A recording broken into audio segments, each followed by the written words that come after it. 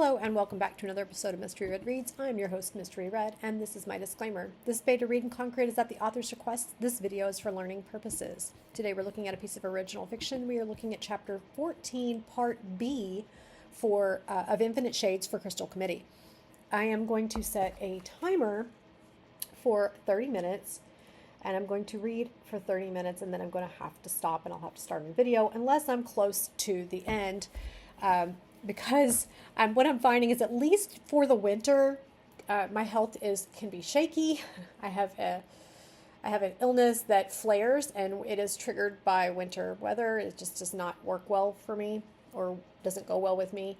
And I have a lot of responsibilities that take up a lot of my time. And so in order to continue doing reads, I am going to have to put a time limit on my videos. And so I'm going to start setting a timer of like 30 minutes. And if I'm close, I might go ahead and finish. But if I'm not, I may have to make a second video. And I'm probably only going to do reads on one day a week because I'm very busy, especially in the winter. And then I have my health complicating things. So in order to juggle it all and to continue doing reads at all, this is my compromise. So I can do 30-minute reads and get as many as I can done in one day. So on that note, let's not waste any time and let's get in here. We are picking up right here. So we are midway through this chapter, and this is my part B. We back you on that, but need more facts. But why bring up Riley's poor judgment with Iris? It is a confusion point with us. One who seems to be a leader amongst them argues. That wasn't directly for you or Riley or Gilbert. I'm sure you felt Riley's anxiety over what he was seeing, the worry that Iris might be prolific or actually gotten out. The read from Gilbert, an opportunity to cover some tracks and using the personal connection. Riley needs to break his shell and communicate with people, other than his team, myself included. I forced the issue with something I saw related, just relating what Iris was to a complete stranger. I'm going to just highlight the word echo there, and we're going to keep going. Something he did and should be proud of. But you left the innuendo that Gilbert might use Iris if it was deployed. You know as well as I do, well, maybe not as well on the technical side. We shut it down with confidence. And oh, do you remember when I handed it to Amanda against your objection to monitor? Of course you do. This is about Riley, with a bunch of things off to the side. I could have brought Carter or come alone. We are confused by why you didn't involve Carter. He is to be your partner. He is my partner. For all you shy ones in there, I'm protecting privacy, yours, Riley's, and many others like him. Him sharing it firsthand to someone is different than, say, me or Carter secondhand. It lends a better trap for those exploiting. Riley gained some inhuman experience outside of his bubble. You and I both know he didn't tell the full truth there, but Gilbert was listening on every word. We agree with you on this. This creates quite a quandary for you, as it was not your account that the funds were deposited into. Was this your attempt at deception? Yes, it was.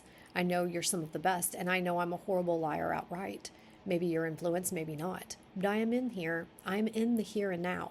I sense things we're not supposed to. As Carter put, I see into the souls of men. Don't you mean men and women? Wow, now you get non-gender identified? We'll discuss later. But right now, I need to not blow up in front of Riley, make sure he's okay. I care, and you should know that. You know where I'm heading next. We do, and our consensus is to let time pass. But there are matters that, if you do, will not come to light of your law enforcement. Your actions in these moments of disruption we are not accustomed to. That's part of the point. I learned from you. I'm trying to be different. I might succeed, I might not.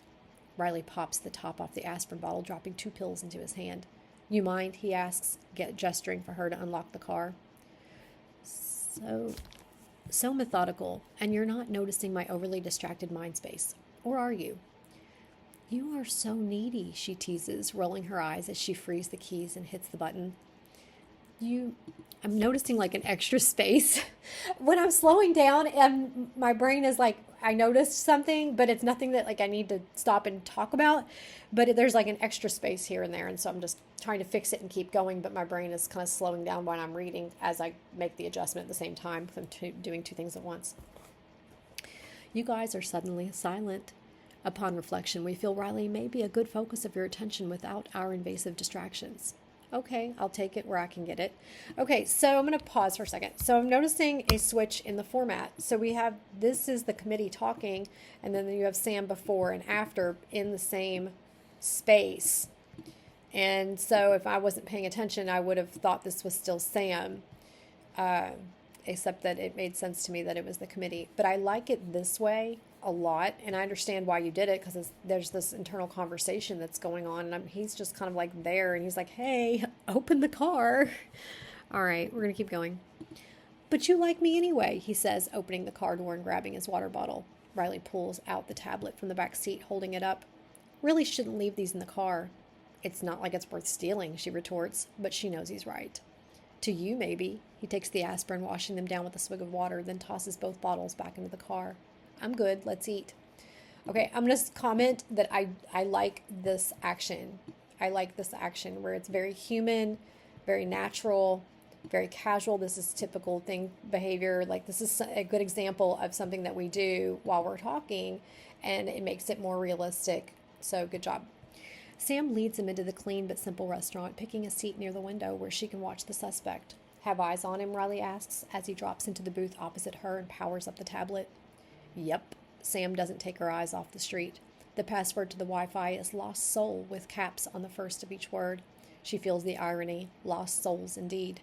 Can I ask a personal question, Riley ventures. Sam glances at him, wary. If it's anything other than what's good to eat here, maybe. They have big meaty burgers with all the fixins, he asks.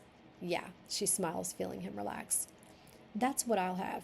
So what changes the maybe into a yes? Riley presses, curiosity riding his emotions.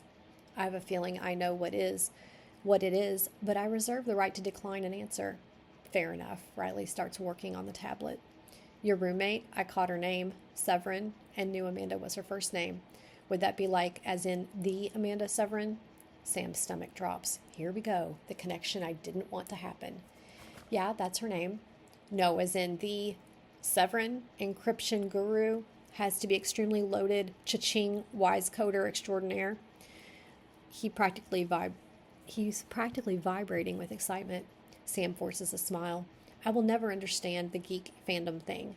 If only you knew the full truth behind that facade. So she is. Riley's excitement bubbles over when she nods. So freaking cool. How is it I didn't know that? Shush. Sam puts a finger to her lips, glancing around. Not in public, please. We're rather private people and would like to keep it that way. Her voice lowers, a warning. No posting that anywhere. Otherwise, I recant the admission and she neuters you in all those ways you hacker types are afraid of. Riley raises his hand. Validity of threat heard, understood, and totally promise. He pauses, then adds, but can I attach a request to that? Seal my lips and fingers for eternity? Sam sighs. Here it comes. A meeting so you can drool in person? Good guess. So? He asks, his eagerness handed to her on a silver plate. Maybe. We're very private people, and she's had some unpleasant experiences with the stalker types. She doesn't hold much love for those in positions of authority. I exude nothing of the sort, he protests with a timid smile. Okay, in. His eyes light up as his fingers move, as if programmed to do so. Okay, got some spaces in there. Okay, his eyes light up as his fingers move, as if programmed to do so. So we have more than one as, and I think that's kind of not, I don't know, it's not. I exude nothing of the sort, he protests with a timid smile. Okay, in. His eyes light up as his fingers move automatically. Maybe. Or you could just ignore me. It's not that big of a deal. We're going to keep going. I got you were playing dumb in front of Pharmacy Bob. You saw what I did, right? Yeah. Sam gives him a nudge, but before she can explain, the server arrives.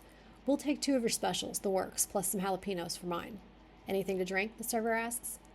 Whatever caffeinated cola variety you have is good for me, Riley answers, still focused on the tablet. Same, Sam glances at Riley. Fries okay? Yeah, he replies. On both and some privacy, Sam flashes her badge. Abusing authority already? One of the committee chides. The server nods and steps away. Just don't, okay?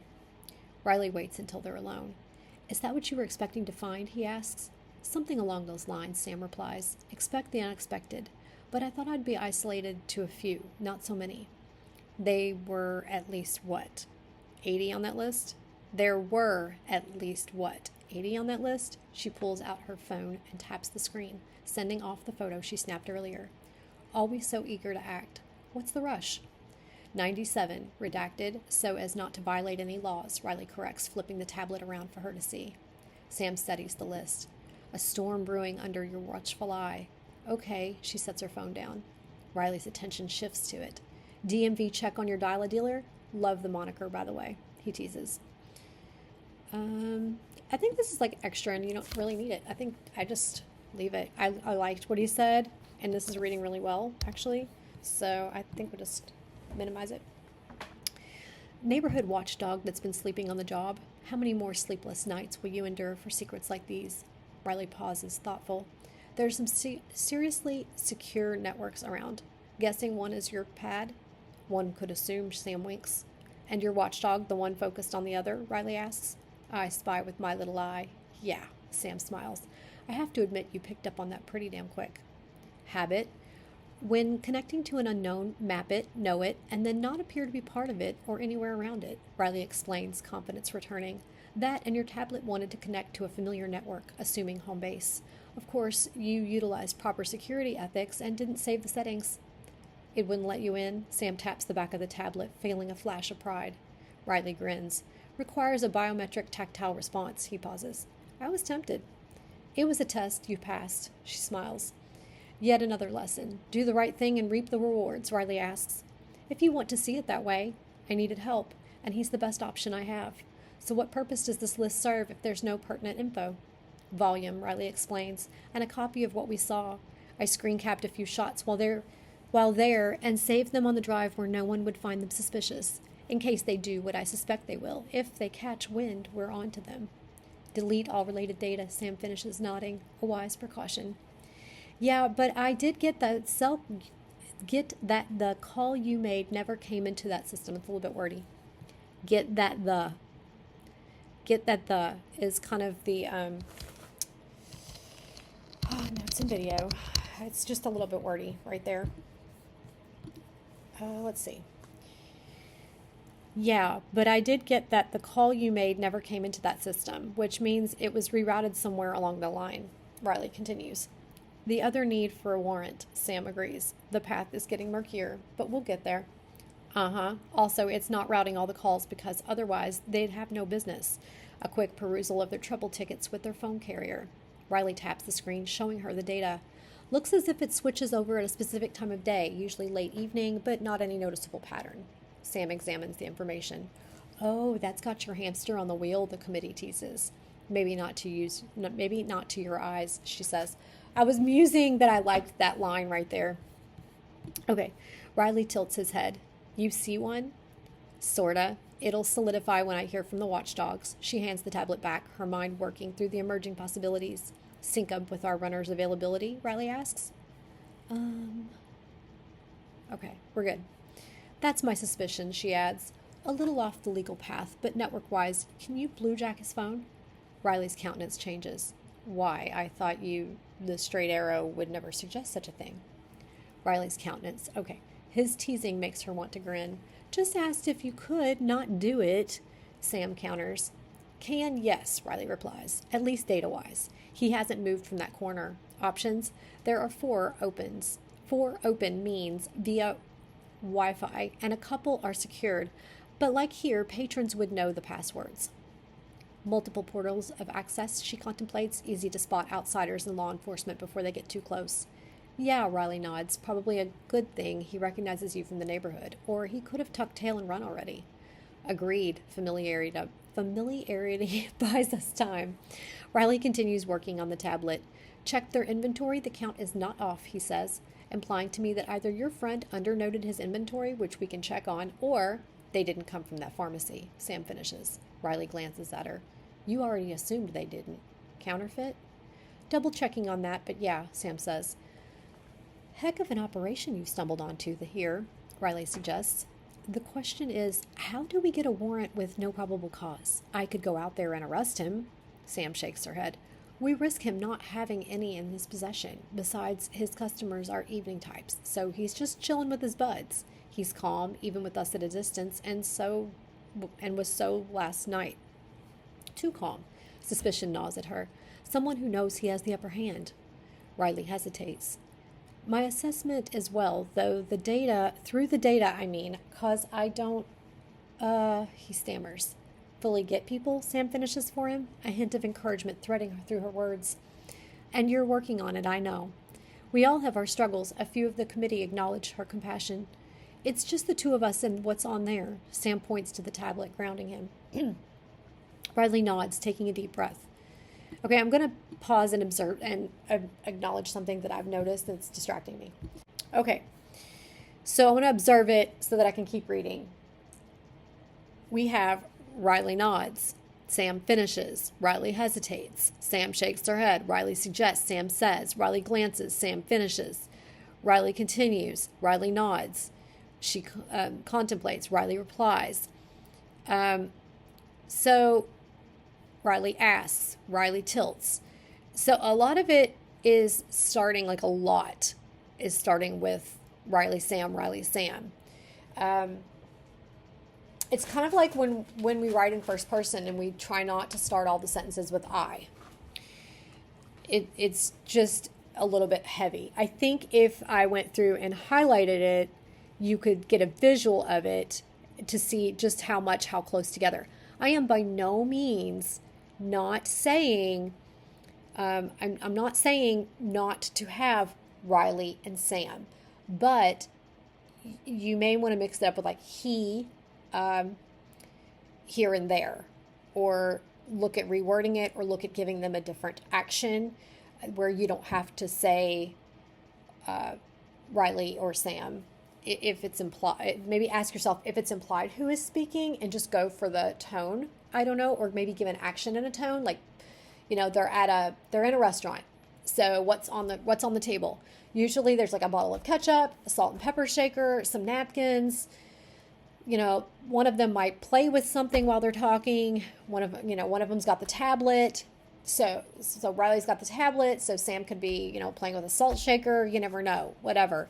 But you can give her an action. But I want to observe that I'm tempted to like highlight it just to show you how close together it is, because it really helps to see that, kind of like when I highlight a word echo. But I also want to keep reading. So I'm noting this. I'm not pointing to this particular spot. I'm saying generally so far I'm noticing a ping pong back and forth. And I'm not suggesting a major overhaul of any sort. It's reading very well. But I'm saying to mix it up. He hesitates. Okay, so like you've had to spread it out a little bit. You know what? We're going to go through and read, and then maybe I'll come back and highlight the names back and forth so you can see how almost every Sam hesitates, or Riley hesitates. Sam finishes. Riley nods. Sam feels. See how it's back and forth right there together? So the pattern starts to stick out, and then it becomes a distraction. He hesitates. Sam finishes for him. Riley nods. She feels the ripple of anxiety radiating off him. See, just mixing it up a little bit to kind of put some space between the Riley and Sam's. There, here you got one right here. He continues. Good job. Okay, so we're gonna keep going. I don't want to lose my spot. Riley nods, taking a deep breath. They would have checked to see if we accessed the system if they suspected us, right? He asks. I think this is extra and you don't need it because he's the one speaking and he already asked the question. Sam feels the ripple of anxiety radiating off him, a familiar discomfort that she's come to recognize. He trusts me to handle the things he can't face. Yes, you're better at this than they are. She gives him a wink. He continues, reassured by her presence. It doesn't appear he has. Good, Sam replies, trying to quell the uneasy feeling in her gut. When my friend is done analyzing the pills, there might be an in there. Though curiosity is a rub with me, she offers Riley a smile. You can catch any prescribing doctors on those while you were there? Riley hesitates, guilt crossing his features. Do you turn me in if I say yes? I'm complicit in this, so no, Sam assures him. The committee isn't as forgiving. Bending the rules, Clemens? How far will you go? One voice chides. Simple place to start with what we know, and I can gain permission to access, Riley reasons. Who prescribed yours? Dr. Robinson, urgent care on Rydell. A legitimate doctor, but even legitimate prescriptions can get tangled. Bending the rules? How far will you go? The committee chides. Are they echoing? Are they going to just keep... Okay, I'm going to observe this. I think they did it on purpose, but I'm going to observe that it is there twice in case you didn't do it on purpose, if that makes sense. And I'm going to say note in video because it could be on purpose, but I want to observe that I noticed it in case you didn't do it on purpose. And where are we? Sam forces a smile as Riley's excitement over Amanda surfaces. Oh, wait, we're back here. Okay. Dr. Robinson, urgent care on Rydell. A legitimate doctor, but even legitimate prescriptions can get tangled. Okay, this use of the echo is appropriate, so we're not going to suggest any changes there. Sam forces a smile as Riley's excitement over Amanda surfaces. And your roommate's still so cool, he adds, barely containing his fascination. If I go by your precedent as far as I need to, bleep, sorry, ladies, and those tender to an obscenity. You can't have it both ways. Oh, rules say I have to cut off your head, so off with it. Then turn around and say, cutting off heads didn't solve the problem. She pauses, pretending to think. Dr. Larson, Landing View, she says, though the name is etched into her mind. Riley's brow furrows. I peeked at yours while in there, not a match, which I suspected, and he scans Amanda's records. Not hers either. You could have called hers in, 2 refills left and well within the window. Sam digs into her pocket, pulling out the empty pill bottle that had housed the chip. She slides it over to Riley. Not according to that. Maybe you could have thought it was extreme before you did it, she continues, using your word bending, or as I would offer, adjusting, flexing, or considering beforehand. Riley examines the bottle. Personal question. I know you're detail-oriented. How many do you know of like this? With that label, all of them. To reference many in your time is a slippery slope. Sam clenches her jaw, memories of past decisions, real and metaphorical, clashing in her mind. If you take the first step, yeah, I go crashing down and probably injure myself, as the metaphor goes. But remember the avalanche? The sound of a gunshot brought that mountain down on us. It took me, Amanda, you, the emerald, and fine. I'll give the onyx credit too, to survive that slip on the slope. Riley removes the lid, examining the underside before replacing it. Do all have the same generic top, he asks. Yeah, Sam confirms, her frustration building. What was the cause? Even all of us together can't factually answer that. We have our assumptions, but that's all they are. She watches as Riley angles the lid in the light. Was one the culprit, or were all parties at fault? We don't know. Yes, it drives me nearly insane. Add in you're going active, and I'll consider myself there. That was not our intention, the committee interjects. Right, it wasn't, but it's what happened, Sam counters. We can analyze in 10 ways to Sunday, or 6 if you'd prefer. It means the same thing. You didn't know, or maybe you did in the use of energy or the emerald and the onyx being there. Your choice, but you didn't have to do it. Admit survival was instinctual and you wouldn't see what was coming. Riley's focus remains on the cap. Pharmacy Bob has specific tops with a website and phone number on them, he points out. These don't, Sam agrees, but her mind stays tangled in the argument. A rash choice given the hindsight, the committee concedes. The choice might have been rash then, but now you understand who opposed you better. Sam presses. Those slopes have lessons. We don't know them until someone slides down and tells us what happened. You're onto something, she says to Riley. Enlighten me. Take all your experience and tell me, is this truly a slippery slope? Riley twists the cap again. It's a generic type, but only a few manufacturers exist. The combination of lid and bottle and the likelihood they're shipped out somewhere local gives us 15 give or take possibilities, he sighs, tapping at the tablet. Sam's phone vibrates, snapping her back to the moment. Active arrest warrant. She shows the message to Riley. Steve Pruden here has a pair of steel ones. Want me to do the honors, he asks. Not our call. I appreciate the May in your mountain out of a molehill admission. She dials the numbers, thoughts still racing. I'm not discounting bending rules could open other doors, but knowing someone's emotions, that's a whole different ballgame. Would you give us examples? The committee asks. Sam's lips press together.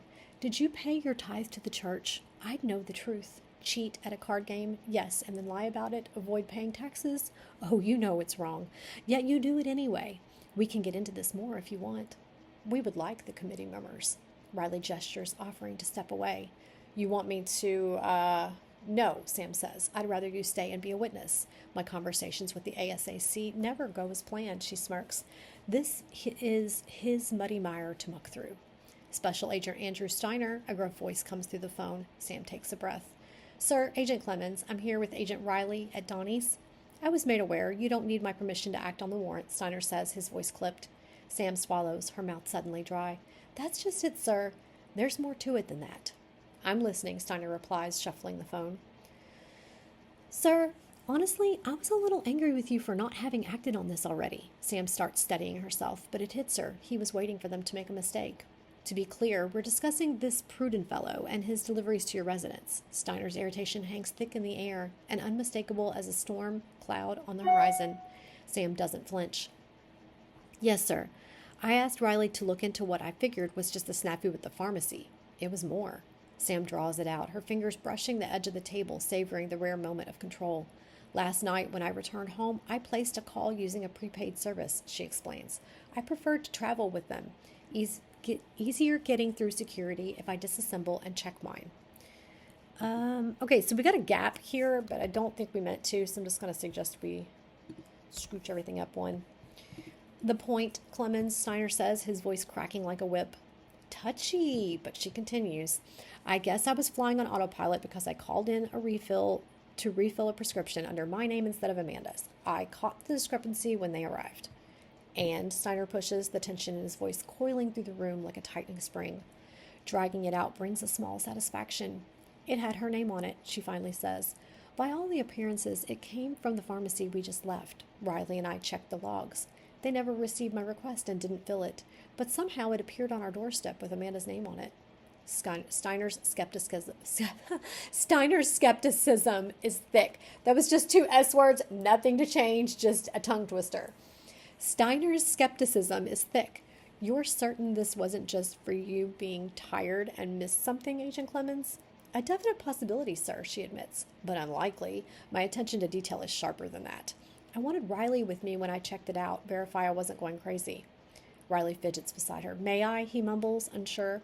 Sir, Riley would like to chime in here, she says. You've got this, just the facts. You've got my attention, so yes, Steiner says. ASAC Steiner, sir, this is Agent Riley, but she already told you that, he stumbles. Sam feels him pull inward, bracing for the worst. Will he sink or swim? One of the committee muses. Yes, and what do you have to add to this waste of my time, Steiner says with the enthusiasm of someone enduring a root canal. Sam can feel Riley shrinking. She gives him an encouraging look. Tell him the facts. Lists, remember? Sam whispers. Riley nods, and the committee offers a rare moment of silence, as if collectively holding their breath. The pharmacy permitted us to check the account and transactional data, Riley explains. He let us view his call logs. He said he'd been having connectivity and phone problems. Cursory glances suggest that someone has piggybacked onto the network and is intercepting the calls to the refill system. They are filled with counterfeits and delivered as authentic. Steiner's skepticism doesn't waver. What evidence do you have to back this up? Riley takes a breath. Physical? Labels printed using the pharmacy's proprietary coding? A privacy violation against their customers. Generic bottles are used where the pharmacy has unique versions. Their count shows they didn't fill that prescription last night under either name. With what Clemens can provide for herself and her roommate, the prescribing doctors are incorrect, sir. Steiner pauses, considering. I see. Is Clemens asking for a warrant for the pharmacy records? Riley looks to Sam, holding his hand over the mic. You want a warrant for the records, he asks. Sam flings her hand, trying to grab the phone. Yes, sir, she says. Records tap on all communication venues, ISP, phone, fax, and smoke signals if they can be included. Tracer put on Mr. Pruden's phone before dropping his location to the locals to have him picked up, then suggests they run his financials. She lets the suggestion hang, knowing Steiner will connect the dots. You and I don't see eye to eye, but Detective Bryant was working a related case. I see, Steiner finally replies. You'll have a warrant signed and delivered before you're done eating. Before I do, are you certain you want to do this? Miss Severin will appear rather complicit. Sam rolls her eyes. Amanda always gets pulled into this mess. I have faith the opposite will be proven, sir. Your risk, Steiner warns. I hope you're right. We've already made a few attempts against these guys. They are slick and well connected. But if you have what you suggest you do, I do, sir, and can get much more once I have authorization. She feels a twinge of something from Steiner. She pauses, assessing what it is. Let me guess. By the time you have the warrant in place, what you knew was there is no longer. Yes, Steiner confirms. For clarification, did you suspect this before contacting Steiner, or is it the reason you did? One of the committee asks. A bit of both, and a handful of other. It's not solid, but it is nagging at me that it has something to do with Bryant's confidence in his contacts here. Sam offers to them. That is why you said it connected to the detective's case. You were eliciting a conversation between them to gain more information. In a roundabout sort of way, yes, but not for me. For them to not be stepping on each other's toes. We would like to review this, as we feel we missed something. We shall go quiet if you need us, just call. Oh, no snappy Reba lyrics on that? We are learning our direct interactions with you are not only taxing but also distracting. There are limits we fear are being reached, but it is a discussion for when you are not engaged in other matters. Okay, let me pause. Okay, so my 30-minute timer went off, and what I'm going to do is I've looked ahead. I'm going to read down till it says section 8, and then I'm going to pause, and then I'll have to do another video to finish up the chapter. So I'm just going to do it in 30-minute increments because I still have to read, hopefully get in 2 more reads for 2 different authors all today. So in order for me to keep doing this, I'm just going to have to break these videos down in 30-minute increments so I can get to everybody. Let's see. Sam feels their presence in her mind pull back into a passive state. She shakes her head and returns to the conversation. Any of the previous warrants still in good standing, she asks. Not for what you'll need, Steiner admits. What you have on us? Is it still a 3-hop? Sam asks. Clemens, Steiner warns. It's 1 from Amanda or me to the pharmacy, 2 to our bad guys, Sam clarifies. We're both in there. Riley can snag it all in minutes if you give him the go-ahead. Yeah, I get you don't want to admit they exist. Carter already knows. Riley will figure it out because I said just that. It's all classified and locked up, but it needs to get out into the real world where it can be tangibly be accessed and used for the purpose it was intended, prosecution with evidence. There's a beat of silence. Are you trying to... Oh, you went the wrong direction there. My bad. No, sir. Presence is acceptable, and it is an adjustable fact. We appreciate it. This is different. I need to know that the authority is there and backed up before I give Riley the green light. There's a long pause. He's got it, Steiner relents. Sam gives Riley a nod and a thumbs up. Thank you, sir. I'll have him track where the destruct request originates. If he can't, I'll have your back, Steiner promises. But she feels his doubt. This better work, Clemens. Have faith, sir. Thank you. Got to go. Have some slow nibbling to do. Sam disconnects, feeling the adrenaline buzz in her veins. Game on. Get everything you can. You've got until we're done eating before plug pulling begins. Riley's fingers fly across the tablet. And you know this how? He asks. I don't know that you need that because it's obviously him speaking. Because it's the official entry of the warrant into the system that will trigger them to bug out, Sam explains. They have someone in deep, Riley states. You're targeting them, aren't you? Maybe someone, possibly a thing, I don't know yet. That part of your training where you have evidence, but courts threw it out because of how it was obtained? Yeah, I remember your arguments with that guest professor lawyer dude on that. I took so many notes, though I didn't need them. You want to explore why you took notes, Sam asks? He chuckles. It's an easy one, and you helped me realize that in that investigative way. If someone, say me, died, my recollection is lost. But if I wrote it down and they found it in my apartment, it can count for something.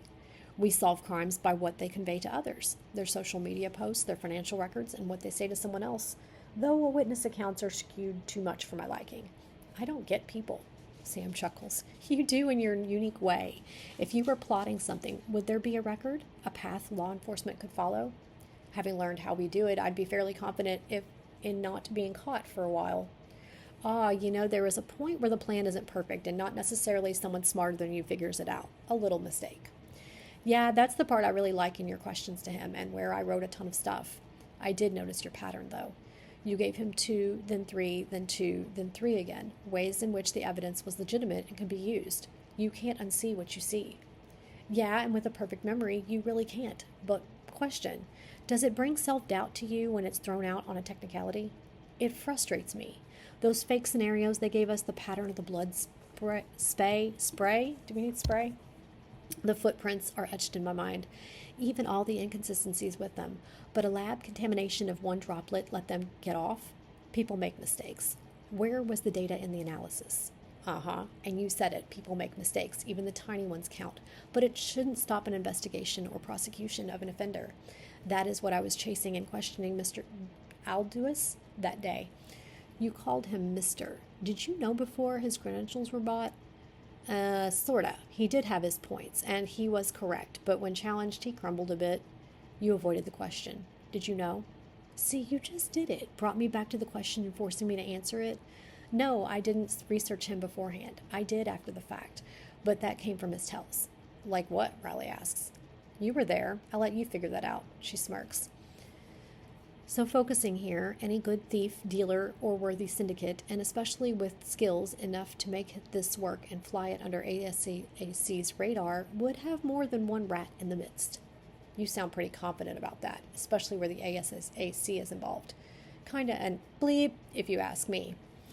Sam nearly loses it with laughter. You couldn't be closer to the truth on that part, she says, just as the server approaches with their meals. She composes herself quickly. The ASAC and I have quite the history. He's been on me and Amanda like white on rice for, she rolls her eyes, what seems like forever.